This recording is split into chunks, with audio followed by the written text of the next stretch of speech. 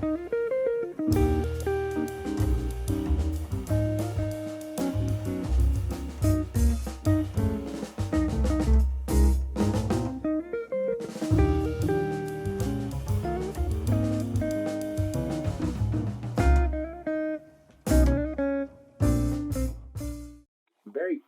you describe what is an alcohol addiction, please? Yeah, well, I suppose alcohol for us presents someone presents up here, and I'll try not to be too clinical when I'm speaking either. Absolutely.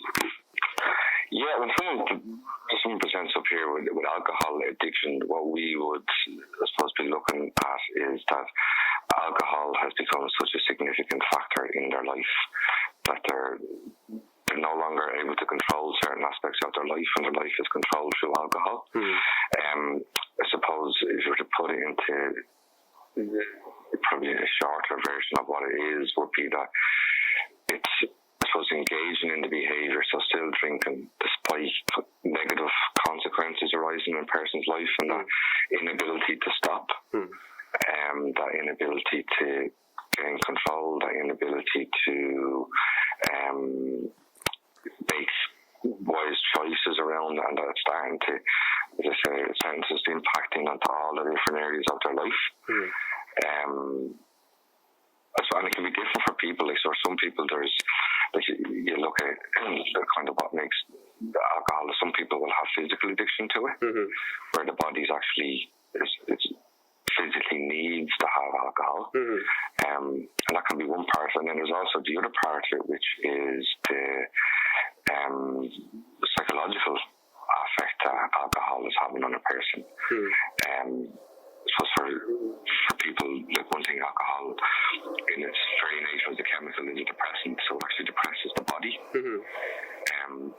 People feel like if they're drinking, that they're gaining some control that can help them to, I suppose, deal with emotional difficulties that may be going on in their life. Yeah, so that's what we would say, I suppose, in terms of what, I don't know what we would say, but what addiction would be.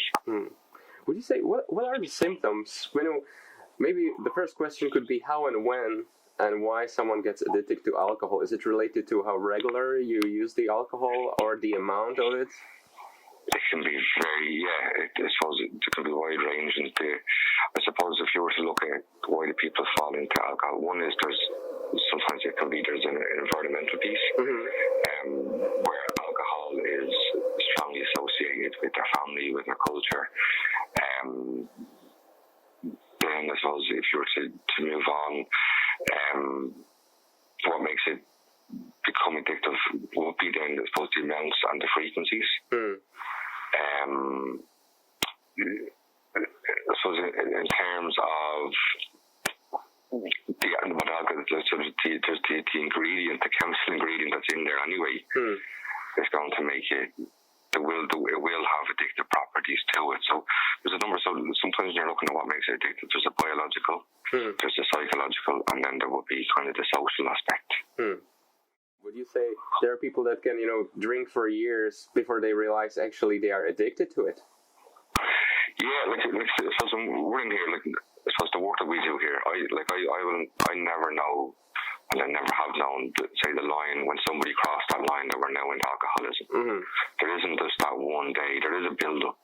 Anyway, so it will happen over a period of years, a period of time. So when someone starts out drinking, they may start out very socially, and then over a period of time, that will then become alcohol, I suppose, dependent or alcohol misuse, and then that then comes over into alcoholism, alcohol abuse. So there's no, everyone's in it. There's no, like, we can't give, I suppose, or wouldn't be able to give, there's an exact timeline for everybody. And then for some people, what can happen an awful lot of the time is that their alcoholism, where they may be kind of heavy drinking, and then there's a life event happens for them. It could be a major loss of a job, loss of relationship, a death, something that they find hard to cope, and then they fall over into alcoholism, or fall into alcohol to try and help them cope with the situation that's going on, and then they become aware that alcohol is actually supporting them, and then what happens is that the alcohol thing continues, and then what can happen for an awful lot of people is that the reason they were drinking the alcohol is no longer the reason, if you know what I mean, when I'm saying that. Absolutely, the alcohol is now controlling them. Yeah. Are there any physical symptoms that, we should look out for and then go, okay, let's seek the help, we are all in it? In terms of physical symptoms, I suppose if somebody is busy, you're going to get loss of memory, you're going to get I suppose if you're intoxicated, not to be quite obvious in a way, but like to be kind of quite restless, quite irritable. Their eyes will be bloodshot. There'll be smell of alcohol. I suppose then, like you may see people who will be, because alcohol is like it depresses the body, it depresses everything. Where there may be weight gain going on for people. They'll be quite slow in movement. They could be quite tired an awful lot of the time.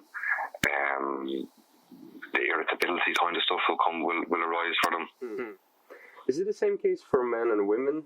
Is it the addiction developing with the same pace, with the same consequences? No, it would be different, and that would be given to the fact that our bodies are different. So even I don't have the figures now in front of me, but if you look at the amount of units that a male body can take and a female body will take, it will be very different, because biologically both bodies are quite different. And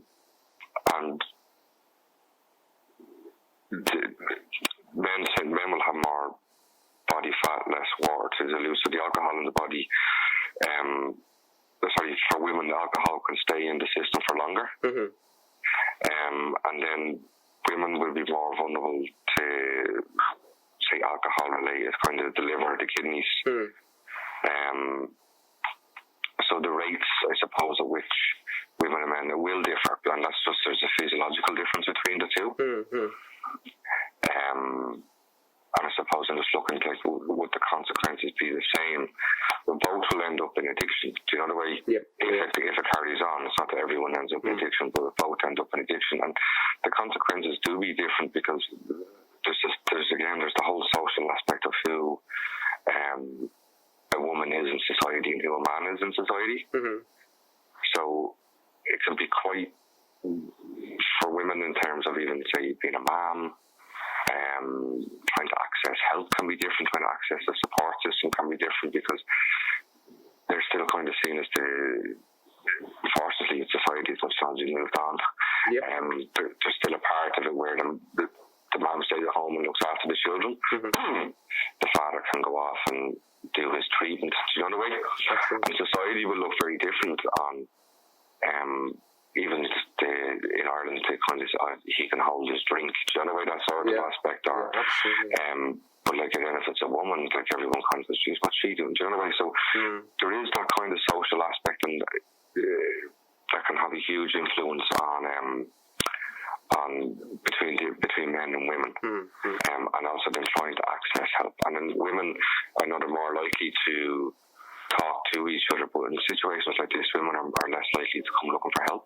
Okay. Like even in our place, we would be more male orientated than we would be women. What does the treatment for alcohol addiction look like? Well, what the treatment for alcohol looks like? Well, I suppose if you were, depending on where you were coming to the way and what would be the treatment you were doing. If you were coming towards here, where we work with total abstinence. So our total abstinence, so we would work with someone. So if somebody was coming towards us, towards alcohol, with alcoholism, depending on where their levels were, they may need to do a medical detox before coming in here. So for some people coming in here, they may need to go to the doctor, and they may need to be put on, it's called Librium, which is kind of a benzodiazepine, which helps a person if they're having physical withdrawal symptoms. Then the person would come in here. Then what we would do, they'd spend 5 weeks in residential treatment. So what we would be doing is bringing awareness to them around their addiction, around their behaviour. We would also be supporting the person as an individual, as a human being, trying to build up their levels of who they are and trying to give them an opportunity to maybe explore issues without alcohol and to find different ways of coping. I suppose, and then if you were different people work at different places. There are other aspects of the work where they didn't feel like they wanted to go drinking, or they weren't in a place that they wanted to go drinking. There's other work that can be done with a person, so they wouldn't necessarily come through here. But if they were going on if they were seeing somebody outside in the community, they may try work towards reducing their use. Starting to get control of their alcohol use, but at the same time, it wouldn't be just about them controlling, it would be also trying to build up the person's resolve and the person's, I suppose, trying to help them, support them, maybe have a different view of the world. Absolutely, yeah. And it's really trying to support how supportive is alcohol to you at the moment, and how much of an impact is it having on you. Can our organism survive many relapses, or endless amount of relapses coming back and forth into rehab? Again, I suppose from our perspective, we don't encourage relapse, but we are very aware that relapse can happen. Okay. And what we do is, if a person can kind of get in front of the relapse and bring awareness, it can actually be a learning curve for someone. The body at some stage will give up. Do you know the way? Again, we don't know when that will happen. We don't know which person that's going to happen, but we do know from the work that we do that a lot of people that ends up at the early end of life are really, really sick. Do you know that kind of way? Yeah. Like, not only will it affect the physical aspect of the body, it's the psychological aspects of the body. A person's outlook on life. So, can the person survive multiple relapses? Physically, some will, some won't, but I suppose the psychological and the quality of life will be majorly impacted. Yeah. Again, it's different. Like, I suppose it's a hard one to kind of measure. A lot of this stuff, especially when you're talking about alcoholism, it can be very hard to measure. But it's like, we would say, by all means, we would hope that everyone that comes through here can sustain abstinence and enter into recovery. I suppose the fact of the matter is that not all will, but you kind of hope that they will get some sense of life and wanting to live their life a different way. Absolutely. Yeah. Well, you've given me an incredible answer to this, because a lot of musicians, if they start drinking because they need to relax a little bit more, and they need to relax very, very quickly. Then another pitfall is that a lot of payments actually come in the form of alcohol plus a dinner plus some sort of payment for a concert or for a performance, and that alcohol plays an incredibly high role. So can every patient recover 100%, or is it something that you have to carry on as a burden and always watch out for in the future? Yeah, that's a big question. And what I would say is, what is 100% recovery? Do you know the way? I suppose when we're looking in here, I suppose at the core of it is, we hope that people will be able to keep drinking. And within that, but then that's not enough. So recovery is about trying to help a person to reach their full potential. It's about trying to support a person into having a different outlook on life. It's about trying to help a person to build up relationships. It's about trying to encourage a person into maybe furthering themselves, whether maybe that be in education, whether that be in creativity. There's a whole range of different things that will involve recovery. And I suppose all of them pieces they're going to be long term. Do you know what I mean? They're life. That's what life is. You know what I mean? They're kind of life worth pieces. And like we would say, and I would say that a person, it's not that they're carrying a burden with them, but they do need to be aware that the addiction, a part of them, has been wired to working to addiction. Would you say a social drink would be acceptable for such cases? Let's say for a birthday party, you will be asked to give a toast or a speech, and you will have a glass of wine. I would say no, and the reason for that would be and it's kind of a bigger part of that would be kind of why would you feel the need to have that drink? I mean, what was going on for you? Absolutely. That you felt that you couldn't be in that social situation without a drink, without having that one drink. And what we would hope is that the support and the person's journey is that they put enough support around them that they can kind of walk into that situation and be comfortable and confident enough in themselves that they feel, well, I don't actually need to have that drink. Or if they feel uncomfortable and they can't be in the situation, that they feel confident enough in themselves saying, well, I can't go to that end. Or they put a support plan around them. Do you know the way? Yeah. Like, I suppose a big part, I don't know if you'd be aware of the thing that it's when we're working with someone, you're trying to help them to build what we call recovery capital. And recovery capital is our human capital, which would be our own health and well-being. So you're trying to work with them around our health, well-being, who we are. The social capital, which would be family, friends, community. Physical and economic capital, which is a stable housing, which is so important. Income, trying to find employment if that's what they want, sort of way. And then their cultural capital, which is people's identity, who they are, and what are their values. So you're working with the four aspects, you know, way, like, and they're all intertwined with each other. And it's trying to help a person to build up that sense of kind of support network around them. But it is known that if someone has had an addiction and they've been wired and they've had addiction for a while, and then they've come into, say, treatment with us, and they're going on a total abstinence journey, there is that awareness that the addiction is there. And really, I suppose what it's creating a life, because a person always has a choice whether they want to drink or not. So we don't come in here and say you shouldn't drink again. But the person comes in here and then they make the decision as to whether they want to drink again or not. And really what we're trying to support, or what the work is about trying to support a person into creating a life where it's easier for them, I suppose, not to drink or not to take drugs. That they've put enough, they've found a purpose, they have a reason, and they understand that if they make that decision to go back down the alcohol or the drug route, that there's a strong likelihood that they're going to end up in the same place that they were in.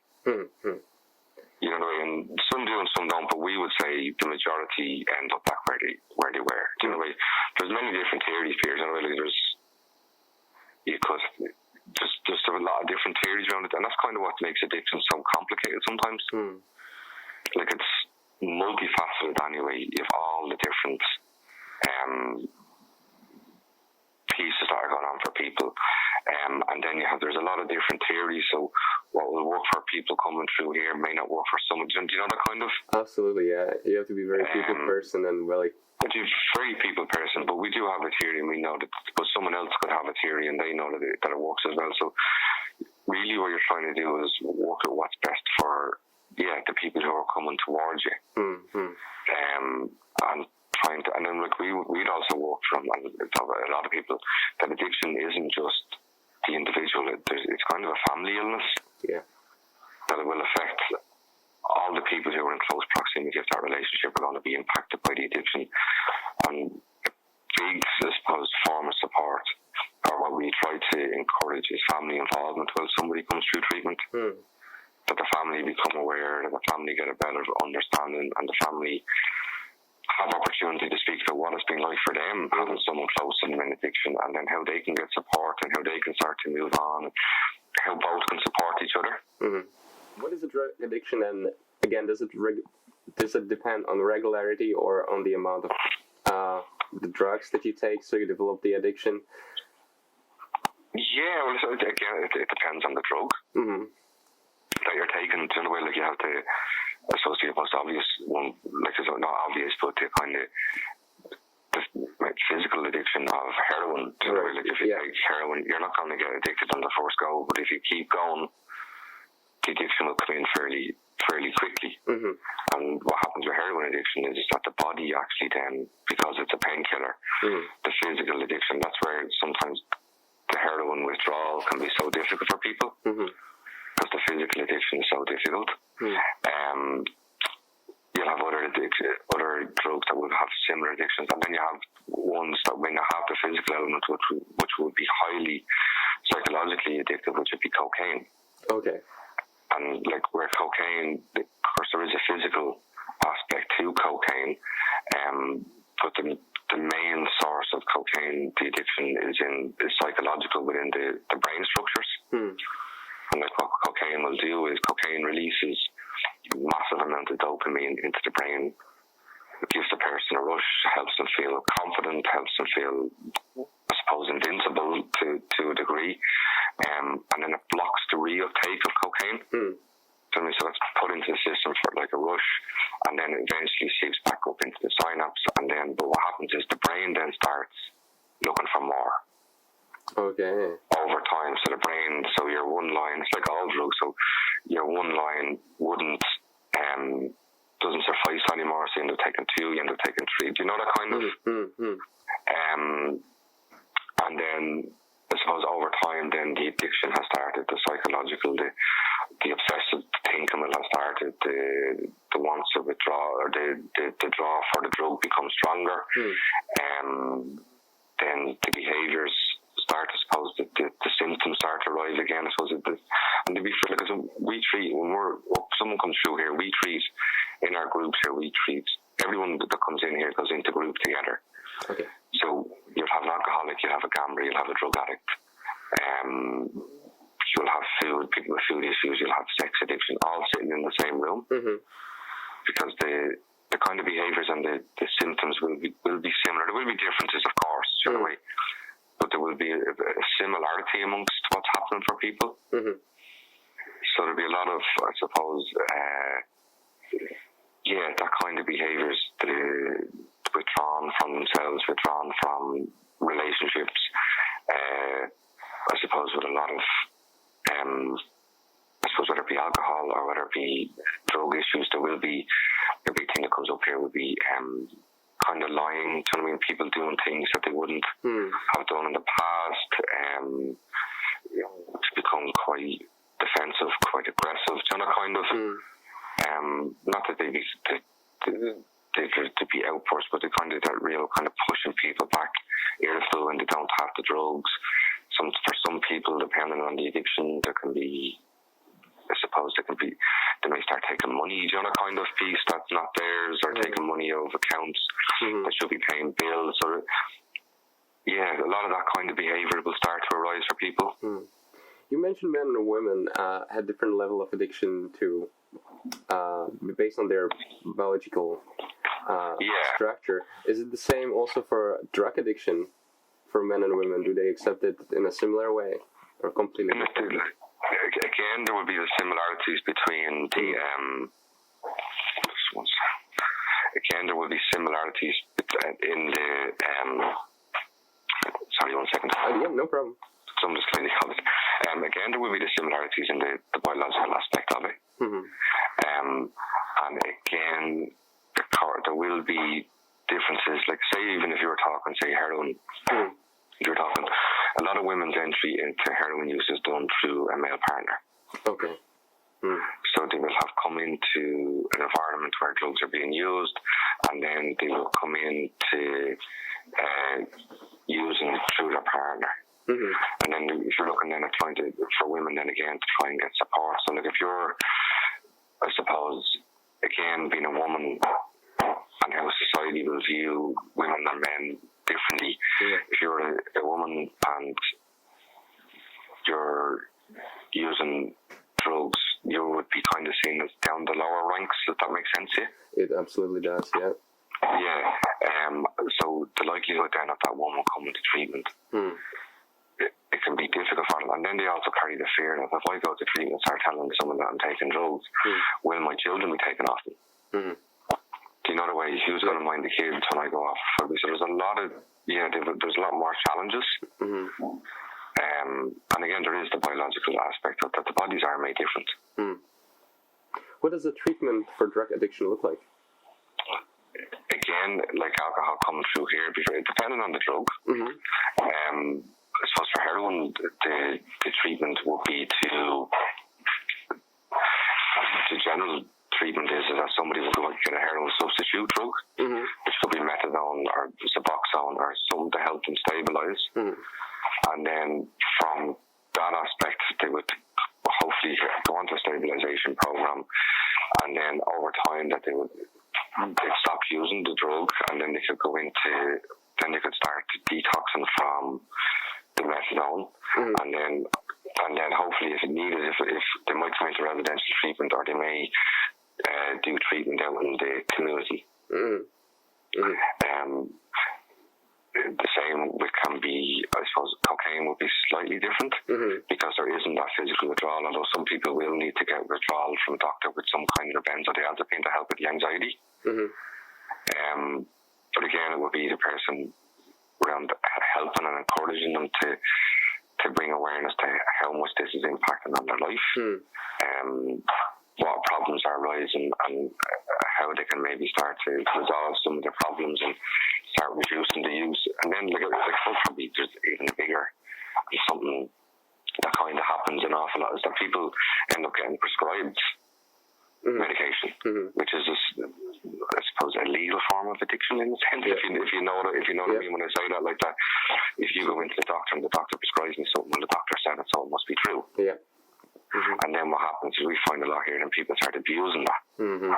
But they always have to fall back saying, well, the doctor gave me the antidepressant, or the doctor gave me the anti-anxiety tablet. And again, I suppose the drugs are all different, but if you're on, say, a benzodiazepine or something that's quite strong, there will need to be a medical detox done with that. You can't just withdraw straight away. It can be extremely dangerous. So there is a need for medical withdrawal done. And sometimes when people come into treatment, they don't necessarily have to be off all of them, but they be down to a really low dose. And then what we would do is help and support to taper them off that drug. And then I suppose then they would engage in the programs. But probably the biggest thing is support. For anybody, if they fall into addiction, you need to be supported. You mentioned that it's very difficult, let's say, for women actually to come forward with this problem. Do you think they can keep the cold turkey by themselves at home? Is it something that would really work for them? I wouldn't recommend cold turkey for anybody. Okay. That would be I suppose, the clinical thing. Nobody needs to put them through that, put themselves through that. I suppose the other side of it is, again, the person has to be prudent in terms of where they're going, but there is a lot of support out there and a lot of understanding. I suppose, and if the woman did feel there was an issue, if she goes and talks to a counsellor, there is, of course, nothing can be 100% confidential within a treatment, but there is a sensitivity around trying to support people. The other way, there is people who will understand, there is people who will support, there is people who will kind of give you a little bit of guidance. Because the one thing that can keep people or women stuck in the kind of cycle or the addictive cycle is that kind of shame and stigma. Well, if I come out and say this, what will people think of who I am? Cold turkey isn't the way to go. Absolutely. Financing the treatment. Do I need to have some money saved up to seek the help, or are there programs that help to finance the treatment? You see, there's different avenues. There's different treatment centres there's different criteria. So I would say some centres will take private health insurance. So if you have private health insurance, your private health insurance should cover your stay in treatment. Okay. If you, for other people, they may do it through the community. So in what that aspect would need to, they would need to contact their local drug and alcohol task force, and they would I suppose, gives them the information about how treatment will be paid. So, of course, for an awful lot of people, if they're in addiction, they don't have the money. Do you know the way? Yep. Is there anything that should be updated or upgraded in terms of what the legislation can do for you, or what the social system could do for you? Is there any suggestions? Oh, so I have loads.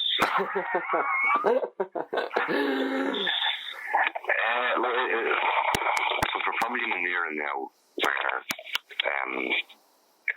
I suppose for the last 10 years or so, mental health has come a lot more to the fore in terms of how we deal with it, how we talk about it, and addiction has always kind of been in the background. And one of the things that does happen is that, like, addiction, it's not a scare thing that the whole country's dealing with addiction, but there's a lot of addiction in the country.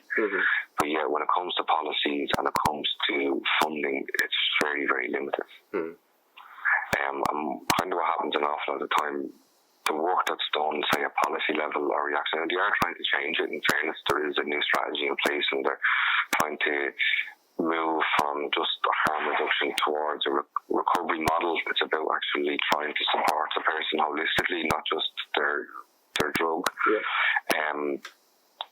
We are moving towards that direction, but a lot of policies that are put in place, they're reactionary, and they're done within the lifetime of a government. They're not done as in, okay, we need to put a long-term plan in here.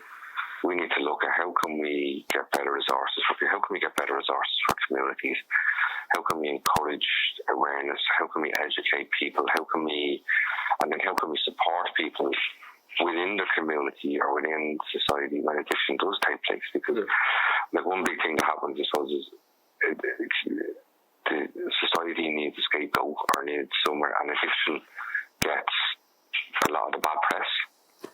And it's not always, and sometimes addiction doesn't do itself the greatest favours either, but I suppose probably the big thing is, as long as the addiction stays within the legal hemisphere, which is, it's a crime, it'll always be seen as, there'll always be a massive amount of stigma attached to it. So I suppose a big piece of work, and they're trying to move, legislation is trying to move it out of the criminal aspect. Of course, there is the crime around drug dealing and amounts and quantities, but for the person who's in addiction, that gets moved over into the health service. Where we're actually dealing with a health problem here. This isn't a legal problem. Thank you very much for your support again. No problem, Peter. All right. Have a beautiful day. Bye. You too. Good talking to you. Bye-bye.